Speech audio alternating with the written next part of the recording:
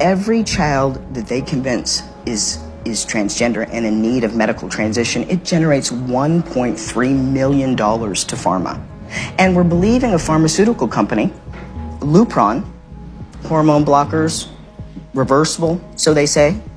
Well, the truth is that in 2003, Lupron was sued and deemed a criminal enterprise by the US government. They paid the most fine of any pharmaceutical company at that time, $874 million, wrote a check. Is Lupron chemical castration? Yes. We're giving it to pedophiles, aren't we? We're giving it to people that are dying, and we're giving it to kids, telling them that they were born in the wrong body and it's completely safe. One of the drugs used is Lupron, right? Which has actually been used to chemically castrate sex offenders? You know what?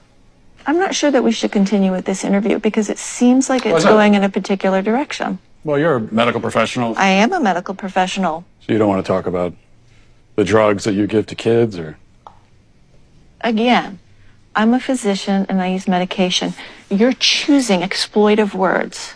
Drugs I give to kids. I'm choosing a chemical word that was in a dictionary. That's not a correct term for puberty blocking. I could look it up on my phone, but I'm pretty sure if I looked it up, you can look it up on your phone. It says medical definition: the administration of a drug to bring about a marked reduction in the body's production of androgens and especially testosterone. And I'm saying, as a pediatrician who takes care of hundreds of these kids, when you use that terminology, you are being malignant and harmful. I mean, there are some who would say that giving chemical castration drugs to kids is malignant and harmful. It's about the context of caring for a child and seeing the suffering that kids can have that have not been in affirmative home situations. What do you say to the claim that, well, we have to do this for these kids because if we don't, they'll kill themselves. They'll resort to drugs and self-harm. A lot of them were hurting themselves. A lot of them were suicidal before they even discovered gender.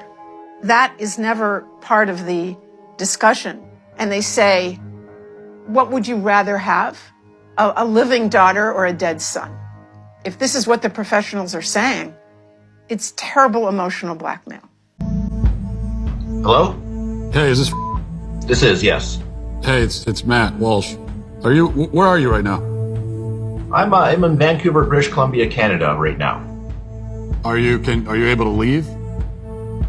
I'm not able to leave BC. I can't even go to another province in Canada right now. And it's because I'm technically out on bail. What happened exactly?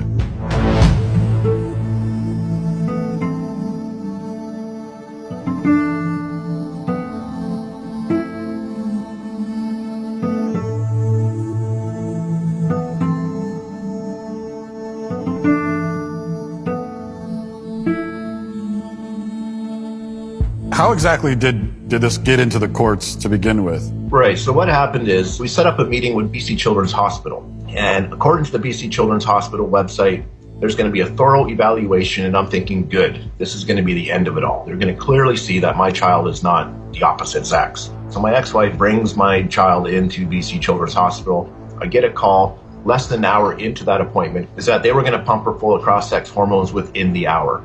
And I put a halt to that. I said, no.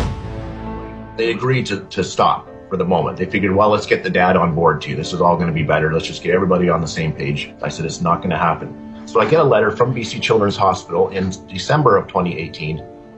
And it says that under the BC Infants Act, they will start injecting my child with cross-sex hormones. And I have 2 weeks to respond with legal action if I so choose.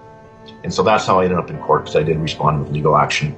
So you called your daughter a she, and you went to jail for that? It's considered criminal violence to not use the preferred pronouns. It is no different than, let's say, I were to take a broomstick and whack one of my kids over the head. So they were treating it in a similar fashion, that misgendering, mispronouncing my child was the equivalent of family violence. Is she on the hormone pills now? She is. The court ordered that she could do whatever she wanted.